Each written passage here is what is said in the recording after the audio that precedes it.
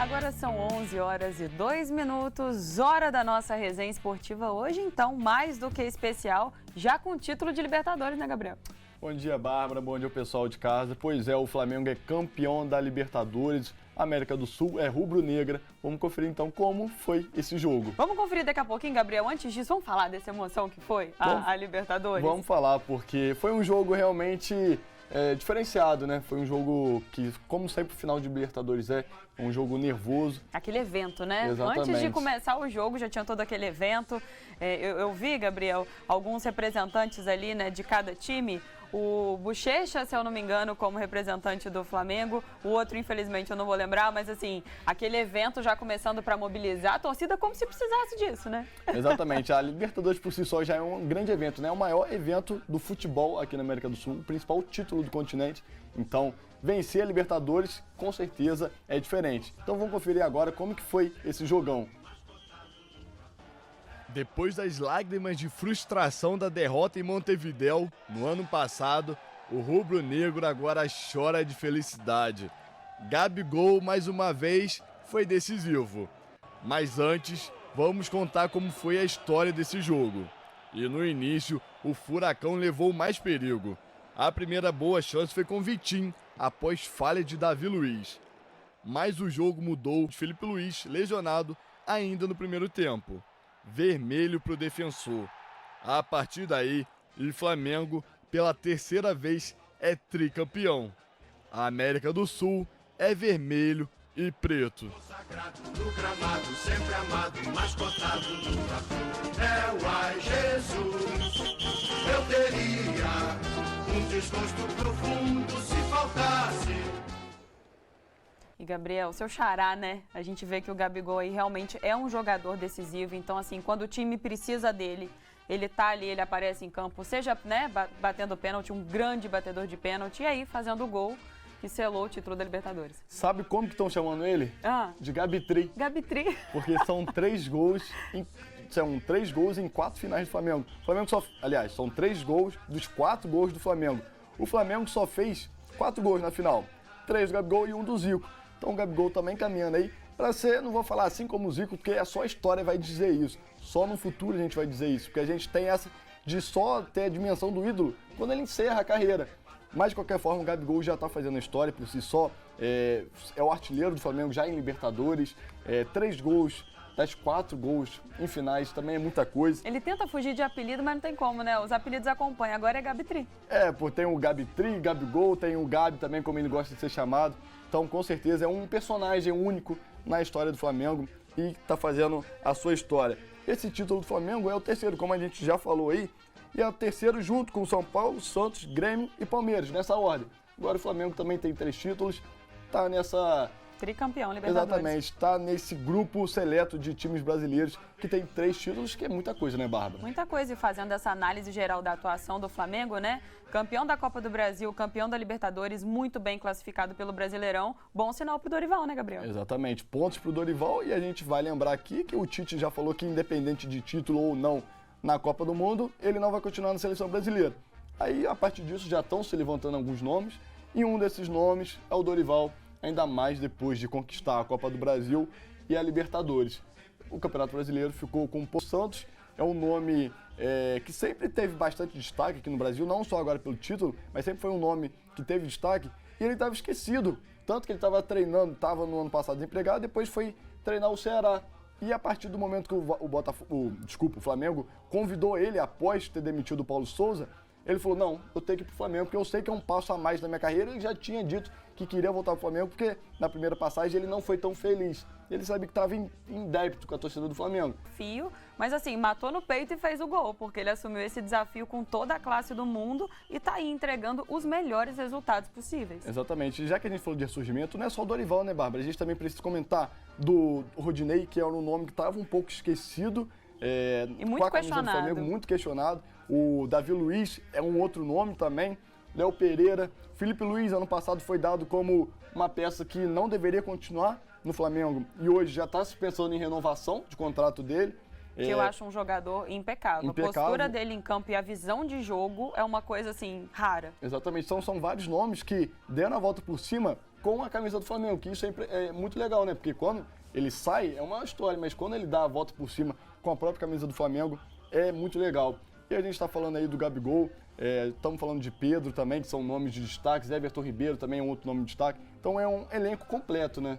Elenco completo e como a gente sempre brinca aqui na nossa resenha esportiva, time A e time B, né? Não é nem time reserva com um elenco desse. Exatamente. Vamos falar rapidamente sobre o jogo, porque a gente já mostrou nos melhores momentos, mas de fato também a expulsão do Pedro Henrique mudou o jogo, porque o Furacão começou até melhor, o Atlético Paranaense começou melhor a partida, o Flamengo estava um pouquinho nervoso ali, mas a partir do momento que o Pedro Henrique foi expulso, o Flamengo sentiu que era o dono da partida. E a partir daí criou chances até fazer o gol com o Gabigol. Poderia até ter ampliado, porque o Gabigol ainda teve mais uma chance, o Pedro também teve uma chance. Então, o Flamengo soube administrar um jogador a mais e fazer jus a essa superioridade, né? Concordo, até porque o recurso do Atlético Paranaense ali seria realmente se fechar, né?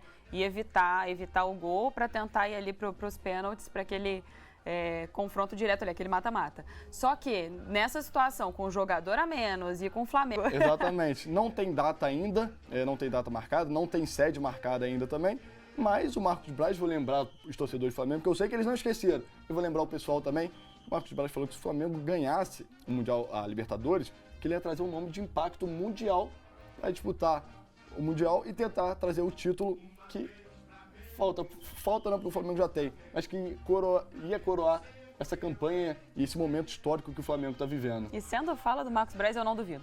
Exatamente, ele tem provado isso, né? A gente vai mudar de assunto agora, a gente vai falar sobre o jogo do Goiás contra o Corinthians, porque todo mundo esqueceu desse jogo. Pela 32ª rodada do Campeonato Brasileiro, Goiás e Corinthians ficaram no empate por 0-0. Duelo equilibrado. Giuliano teve a primeira chance aos 4 minutos.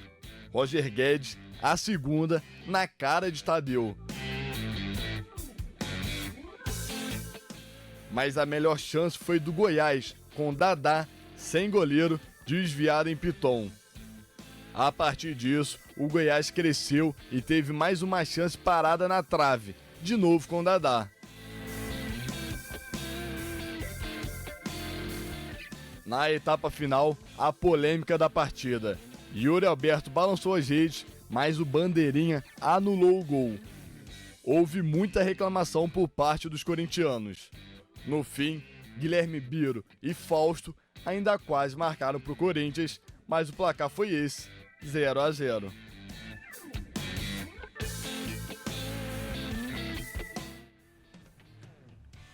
E esse jogo, Bárbara, foi atrasado por conta de uma briga, uma disputa judicial pela presença da torcida adversária na data original, que é a torcida do Corinthians. Então, por isso que esse jogo foi adiado. E vamos lembrar também que não tinha data, não tinha calendário para o Corinthians, porque o Corinthians estava disputando a Copa do Brasil no meio de semana. Então, quando não tinha jogo do Campeonato Brasileiro no meio de semana, o Corinthians tinha a Copa do Brasil. E agora que perdeu, né, a Copa do Brasil, ficou em segundo lugar, esse jogo foi disputado. E teve muita reclamação nesse jogo, como a gente viu ali nos melhores momentos, pelo gol anulado do Yuri Alberto.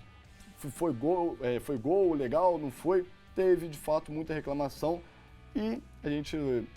Aparentemente, o VAR estava um pouquinho posicionado errado, mas a gente também não tem como saber muito, porque a imagem ali é muito imprecisa, na verdade, né? Eu tenho até uma opinião que quando é tão impreciso assim, tem que prevalecer o gol, né? Porque é um impedimento ali milimétrico. Até porque a gente sabe o quão determinante é anular um gol diante de tanta imprecisão, né? Até mesmo o VAR, que é essa tecnologia, tá podendo errar, né? A gente sabe que é uma tecnologia, mas que, querendo ou não ali, às vezes a situação torna impossível, né? Essa análise. Exatamente. E como você falou, né, Gabriel? Um jogo quase que esquecido. Todo mundo de olho ali na 35ª rodada, mas você lembrou que tinha jogo para trás. Exatamente. Bárbara, esse jogo, eu lembro direitinho quando o Corinthians perdeu pro Flamengo na final, e na resenha esportiva seguinte, a gente falou que o Corinthians respondeu rápido e respondeu bem, porque tinha vencido o Santos. Mas agora o Corinthians perdeu pro Fluminense dentro de casa e empatou contra o Goiás fora de casa. Então é um momento um pouco mais complicado, né, pro Corinthians, porque vale lembrar que o Corinthians não ganhou a Copa do Brasil, então ainda não tem vaga na Libertadores. E, claro, que o torcedor e o time corintiano quer confirmar a vaga na próxima competição. Então tem que responder rápido. Faltam 4 rodadas aí e o Corinthians está ficando um pouquinho para trás. É um momento delicado e, assim, não precisa de muito para o time desandar. A gente sabe como que aqui no futebol brasileiro, em geral, tudo acontece muito rápido, né? Então, se o Corinthians não conseguir reagir muito rápido, o torcedor com certeza já vai reclamar. A gente falou da 32ª rodada, que foi esse jogo, e agora vamos falar da 35ª rodada, que começa hoje com o jogo entre o Ceará e o Fluminense. A gente também tem outros jogos aqui para poder confirmar. Olha quantos jogos. E a rodada começa hoje e vai até a quarta-feira. Vamos destacar aí Ceará e Fluminense, como eu já falei, que é hoje. Botafogo contra o Cuiabá. São Paulo e Atlético Mineiro ali na briga pela pré-Libertadores. Então, um outro jogo muito bom. América Mineiro, que também está brigando pela pré-Libertadores contra o Internacional, que é o segundo colocado. Também tem o jogo do Flamengo contra o Corinthians, reeditando a final da Copa do Brasil, que foi há pouco tempo. Então, mais um jogo entre Flamengo e Corinthians. E Palmeiras contra Fortaleza. Como que será o Palmeiras agora que está com um pezinho ali para ser campeão? Será que já pode gritar campeão? A gente fato, sabe, está né? muito próximo, né? A gente pode cravar que o Palmeiras vai ser campeão, mas vai enfrentar o Fortaleza, que é o melhor time do retorno. Então, não vai ser fácil. Não, e é legal terminar assim, né? Para fechar com chave de ouro. Com certeza, terminar ali o Brasileirão com uma vitória para poder deixar ainda mais sólida essa vitória. Palmeiras que fez também, né? Uma campanha impecável e conseguiu manter o que é mais difícil no futebol, né? Ele conseguiu manter isso. Pra gente fechar, vamos mostrar então o provável time do Fluminense, porque o Fluminense entra em campo hoje contra o Ceará. A gente também tem artezinha aqui para mostrar o provável Fluminense.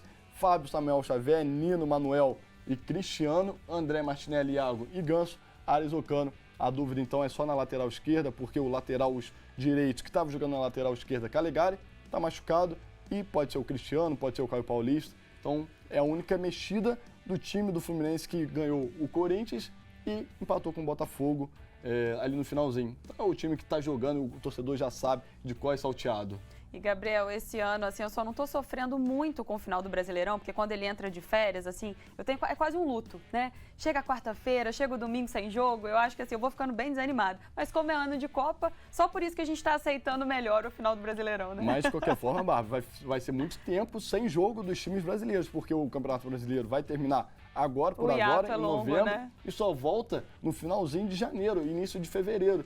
Então vai ser um hiato aí de dezembro e janeiro, 2, 3 meses aí até voltar a bola rolar no futebol brasileiro, mas é claro, tem a Copa do Mundo e vai. Tá de bom tamanho, né? Copa do Mundo. Tá de bom tamanho, só por isso que a gente tá deixando também. Só porque você só vai deixar de assistir o Flamengo jogar, mas vai ver o Pedro aí, talvez, na Copa do Mundo, Everton Ribeiro. Já estão de olho, né? Pois é. Mas é isso, Gabriel. Então, nossa resenha de hoje devidamente atualizada. Obrigada. Atualizado. E você que está em casa, não sai daí, porque no próximo bloco a gente volta para a cozinha para ver como tá a finalização do Bora Rangar de hoje. Uma deliciosa receita de pumpkin pie ou torta de abóbora, como você preferir. A gente já volta.